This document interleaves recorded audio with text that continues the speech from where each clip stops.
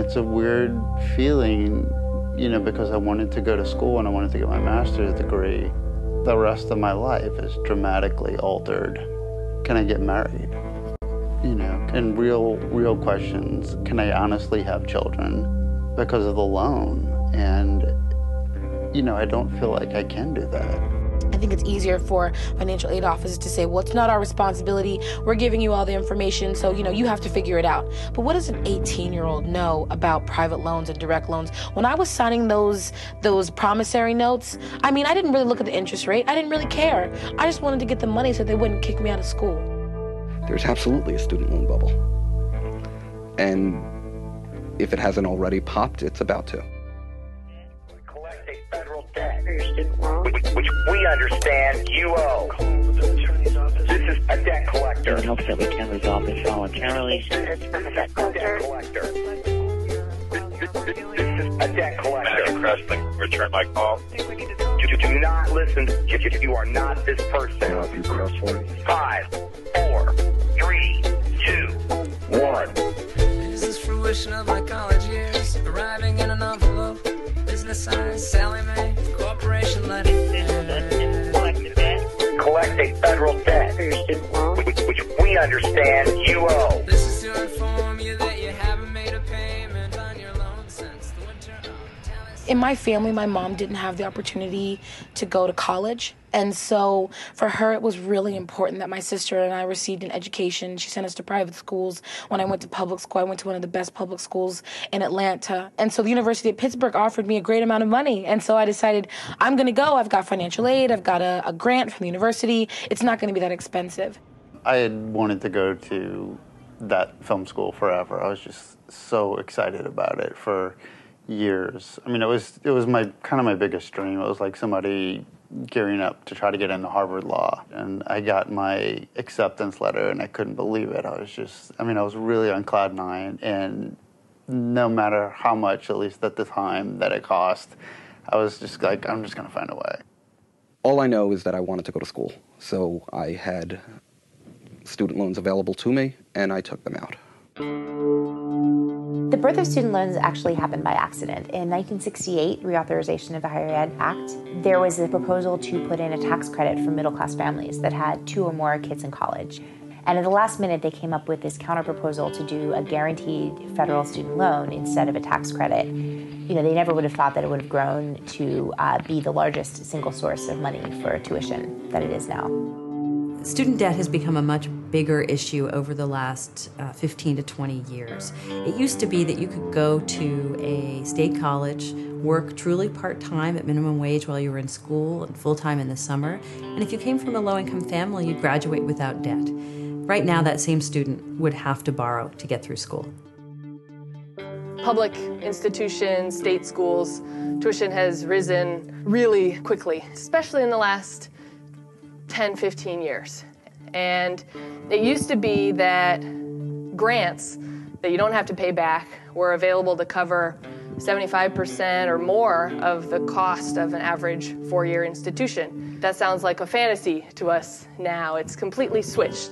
So we've gone from relying on grants to relying on loans, putting the burden of paying these huge costs onto students and their families.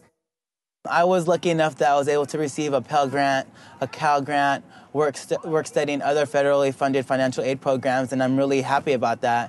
But at the same time, I still had to work 3 part-time jobs throughout the year. I worked almost 30 to 40 hours a week during the school year and more than 60 hours a week during the summer.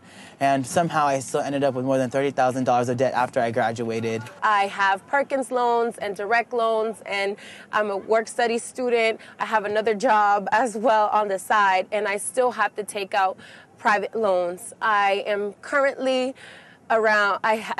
have around $40,000 in debt, and by the end of my 4 years, I would probably be a little bit over $60,000 in debt. What do we do? Stand up, fight back! Education is under attack! What do we do? Stand up, fight back! A generation ago, the Pell Grant covered almost 3/4 of the cost of going to a 4-year school. Today, it covers around 1/3. What that means is your average Pell Grant is probably going to cover, hopefully, the cost of books for a year, and not much more than that. So a low-income student who gets a Pell Grant still has a lot of costs to cover, and they don't have parents who can help them cover some of those costs. It never occurred to me that I would not make a lot of money after going to law school. So repayment never seemed like a daunting task to me, because I just always assumed I'm going to a great law school, I'm going to graduate, have a law degree, and get paid lots of money. And I could pay back my loans quickly and easily. I just kept looking at these bills piling up. They were getting higher and higher, and I was looking at least another 2 to 3 years full-time to complete my degree. And also, I didn't see any way that, I was gonna be able to pay these back. And I thought, well, I really should start looking for a journalism job and go to work. I was actually at a training for USSA, and I started to get a really bad headache. And that headache turned into an even worse headache, and I couldn't go to school anymore. And I ended up having something called a pseudotumor cerebri. And so I had to drop out of school my senior year of college so that I could have brain surgery. I had to leave school for an entire semester. I tried to catch up in the summer, and I just ended up with double the debt because the school wouldn't give me back the money because I had gotten sick at the end of the semester. The reality of higher education in America today is that only about half of people who begin a degree program actually complete it within 1.5 times the allotted time. Those people who do graduate, 2/3 of them take out student loans. People commonly talk about the undergraduate student loans and the average of about $20,000 for people with a bachelor's degree. But for those in graduate school, the numbers get much, much bigger. For master's degree recipients, the numbers in the 30,000s. For law students, I believe the average is up over 100,000, and for medical students, it's about 150,000 in both federal and private student loans. I received an offer to work as an assistant district attorney in Brooklyn. And my starting salary was $36,000 per year. And I had to make a decision between paying back my student loans or paying for rent. I couldn't do both. My rent was $1,000 per month, and I was earning about $1,800 per month. And there was nothing left to pay for student loans. So I placed them into forbearance. I got my first bill for my student loans, and the first bill was a total of about $1,000. And it was quite a shock. I was expecting to see a bill around $500 a month. After that shock, I had 3 months warning that my payment was due, and it took me that 3 months to save up $1,000 to make my first payment. And after making my first payment, I owed more money than I owed before I made my first payment, after interest charges had been applied. After I graduated NYU, the payments were scheduled to be, I think, somewhere around $1,400. I went into a default, and that was a huge addition to the loan at that point. And currently now it's roughly about $2,000 per month. People always talk about the $1 million diploma, right? The advantage of your degree over a lifetime if you get a bachelor's degree versus not getting a bachelor's degree. But that advantage has actually gotten bigger since the 1970s. Not because the bachelor's degree people are earning more, but it's because the people without a bachelor's degree are earning less. So the top line is really flat, the bottom line is going down, and that advantage is getting bigger. But for the people who are just getting a bachelor's degree, the bonus or the payoff of that degree has not actually been growing. It's actually, in the last decade, been getting a little bit smaller.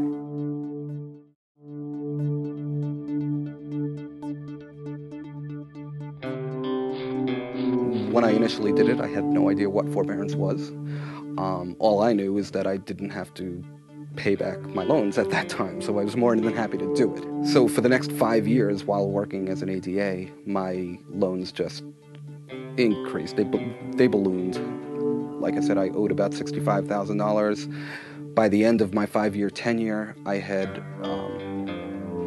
probably an additional $25,000 in debt.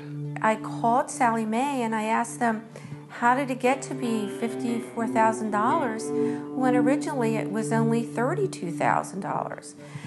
Oh, well, that's your forbearance. I said, my forbearance? I don't understand. Well, you signed the loan papers. You should be responsible. Do you want us to send them to you?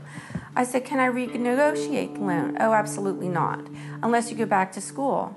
Excuse me, I was like 60 years old. Was I really going to go back to school? I don't think so. Little did I know that the lenders are more than happy to let you put your loans into forbearance because of a racket called compounding interest. Basically what it is that the interest continues to accumulate while the loan is in forbearance, and that interest gets tacked on to the principal. So the interest increases exponentially as the amount gets tacked on to the principal. So it's sort of a snowballing effect. Once the process of forbearance starts, your loans start to grow and grow and grow. And that's what happened to me.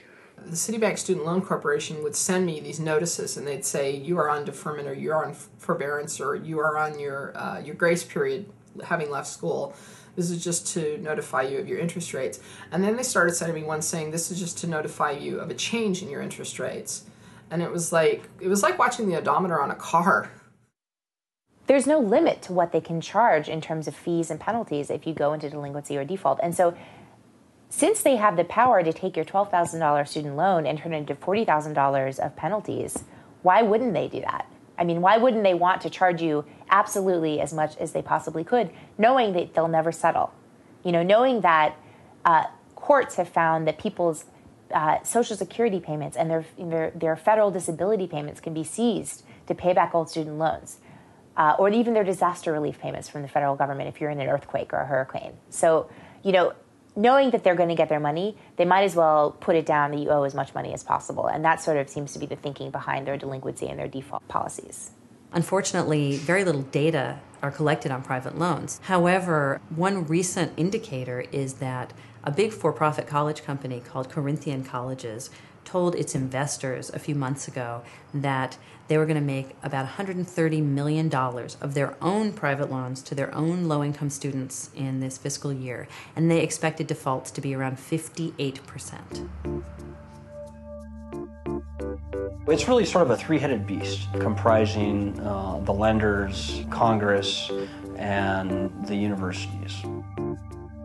You have the universities who are raising their tuition, but you also have this lending industry that is sitting there, funding Congress to the tune of, tens of millions of dollars per year, who also are pushing to get the loan limits increased, and also are frankly responsible for having all the consumer protections that were taken away. For whatever reason, Congress has decided to treat student loan debt completely differently than every other type of debt. So you can discharge your gambling debts in bankruptcy, but you can't discharge your student loan debt in bankruptcy. And that makes absolutely no sense. And that one sort of exception to the bankruptcy law, I think, really provides an indication of the extraordinary power that the student loan industry has in our political system. Once you made that decision to sign the promissory note and become a Sallie Mae customer, you're done with them. You can't get rid of that loan. There's no discharging it in bankruptcy. And they make more money the worse you do with that loan. They kind of want you to be in delinquency, and they kind of even want you to be in default, assuming you keep paying it back. And you probably are going to keep paying it back because you don't have any choice. So if you just look at their basic business model, they don't want to be nice to you. And so all of the people that I've heard from, it doesn't seem like Sallie Mae ever makes a mistake in anybody's favor. If they ever make a mistake, it's against the student. You know, if you look at it in the roundhouse figure, say, okay, it was $30,000 to go to UNR for 3 years. They now say that I owe about $90,000, so it's tripled. I originally borrowed $46,000 from my private student loan, and I think when we spoke a year and a half ago, I owed approximately $80,000 to $90,000. And now that figure in July of 2009 is about $122,000. I borrowed $35,000. I've paid back almost $26,000, and I still owe $57,000. So in relationship to the cost that I have now, it is $200,000, which is maybe one of the few times I've ever said it out loud. How does that make you feel? Uncomfortable. I was actually kind of worried about saying the amount. So right now, I'm in about $80,000 in student loan debt. I don't even know how much medical debt I'm in because my mom kind of keeps up with those bills because it's just too daunting for me. And I'm in about $5,000 in credit card debt. So I do this work because, I do this work because I don't want anybody to feel the way I feel. I don't want the banks to call their job and tell them that they owe them so much money. And it's difficult. And these people out at our conference, I just want them to understand that they don't have to go through this. And that, if they want to go to school, they should try to get a scholarship or they should try to get grants. And they should definitely take out money from the federal government because the private loan industry, they don't care about people. And when I told them, look, I don't make that much money.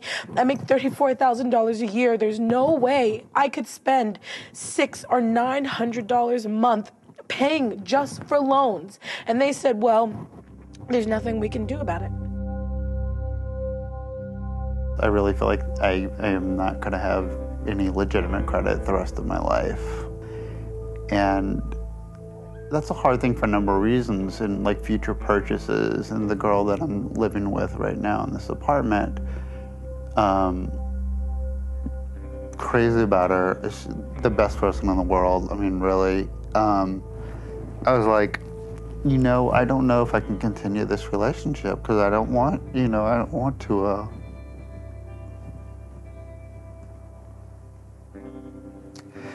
I just don't want to bring you into this thing with me.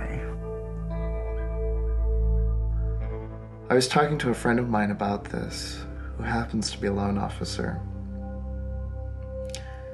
And he tried to reassure me that, things will get better, that we are not a country with a debtor's prison. But the more and more I think about it, maybe we are and we just don't know it.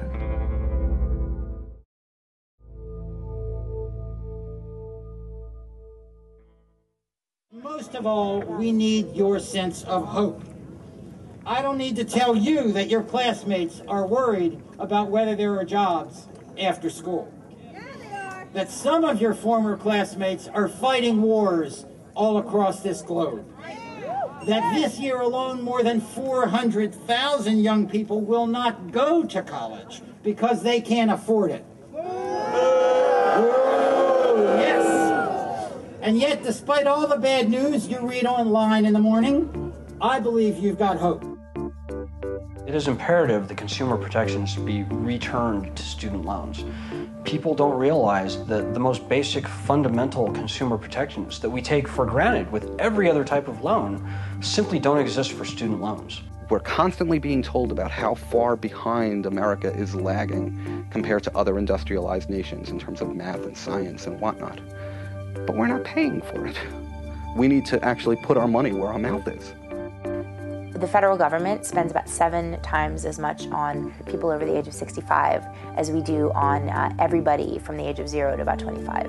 As our country continues to age demographically in the next 10 or 15 years, younger people's issues, and particularly higher education, are going to be perpetually pushed to the back burner. So the onus is really on young people to organize and to agitate for their own causes and their own beliefs. We need to see more students lobbying to their elected officials. We need to see more students understanding how their state and federal budgets are affecting their experiences in higher education. We need to see more students draw links to higher education to even broader economic justice issues. What do you want out of your higher education? Do you want to go to school for little to no money? Tell us how we should message it, and we'll do it. On January 29th, 2009, I was watching the news, and I believe that was the day that news broke about the CEO of Merrill Lynch and his exorbitant Marie Antoinette-like office redecorations. And this was in the wake of the $700 billion TARP bailout. Instead of throwing trillions of dollars at the banks, insurance companies, and other financial institutions that were responsible for the mess to begin with, I thought we as a society would be better served by forgiving everyone's student loan debt and putting hundreds, and in some cases thousands of extra dollars per month, every month, into the hands of middle-class educated consumers. So I wrote what I thought was a pretty good essay laying out my proposal, and I posted it to a group on Facebook. And as of today, there are over 233,000 members of the group. I recognize how radical and dramatic the proposal to forgive the student loan debt of all Americans really is. I get it.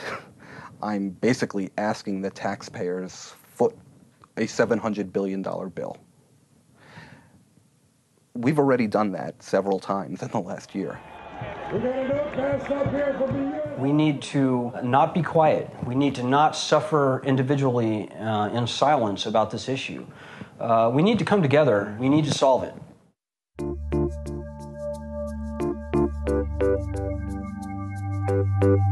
I was watching 60 Minutes one Sunday evening, and it was Alan Colnage talking to Leslie Stahl, and they said that there's a guy that's starting a grassroots movement in Washington State.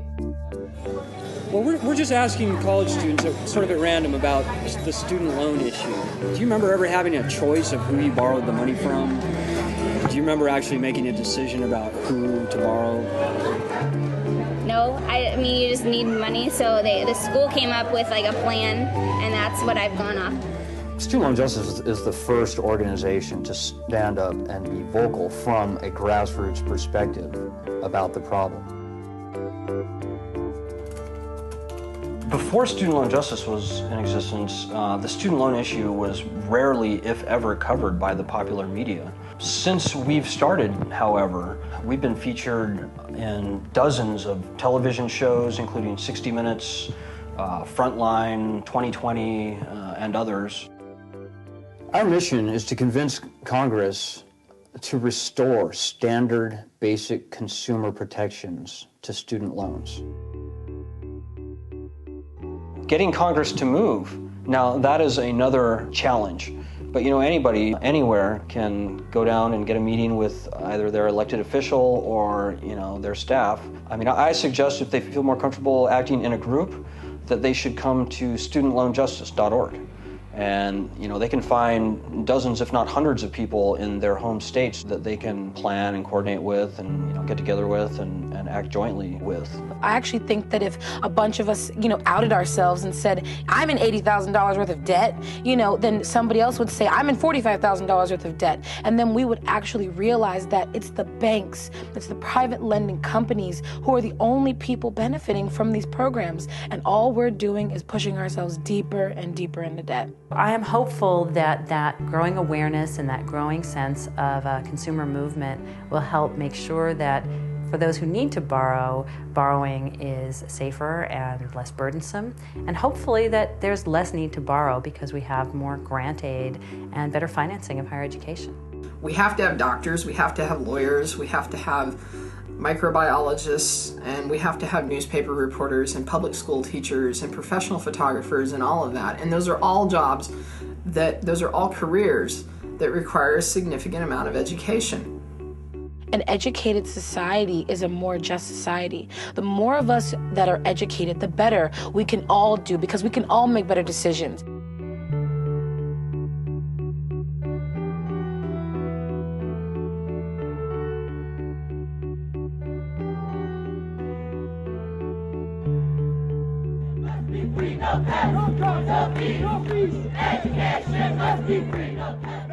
Pessimism is an option for people that aren't actually in immediate danger. Once you get into immediate danger, optimism is the only option. You have to be working on solutions. If you're not working on solutions, you're just making things worse. And so that's really been a credo that I try to live by. I used to be much more of a gloom and doom person by nature. I imagined a lot of very scary scenarios, and I would get hooked on sort of apocalyptic, you know, literally apocalyptic ideas about, you know, the future of capitalism, the future of the country, the future of the planet. And all of those things are true, but I think to the extent that you believe that there are real problems in the world, energy is best focused on solutions. In this economy, a high school diploma no longer guarantees a good job. That's why I urge the Senate to follow the House and pass a bill that will revitalize our community colleges. And let's tell another 1 million students that when they graduate, they will be required to pay only 10% of their income on student loans.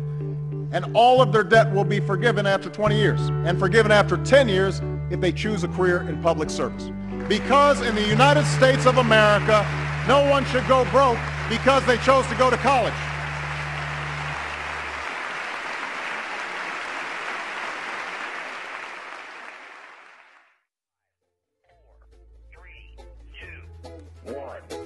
This is fruition of my college years, arriving in an envelope. Business signs, Sally Mae, corporation letting. Collecting federal debt, which we understand you owe. This is to inform you that you haven't made a payment on your loan since the winter of italicized 1997. Collecting federal debt, which we understand you owe. If at this time you cannot make the monthly payment we set, you'll be required to remit to us the balance in full. You know I don't think I'll pay. What kind of fool would feed the beast that swallows its young? Would feed the beast that swallows its young? Clearly 18 isn't old enough to drink, but old enough to sign a promissory, interesting military shirt joint up.